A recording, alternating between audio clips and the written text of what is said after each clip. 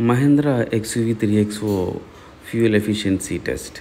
రీసెంట్‌గానే మేము చిత్తూరుకి long trip plan చేశాము.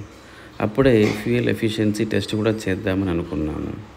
సో, ముందుగా దానికోసం పెట్రోల్ మొత్తం ఫిల్ చేసుకున్నామండి. సో, ట్యాంక్ ఫుల్ అయింది. తర్వాత మళ్ళీ మా ప్రయాణాన్ని మేము కొనసాగించాము.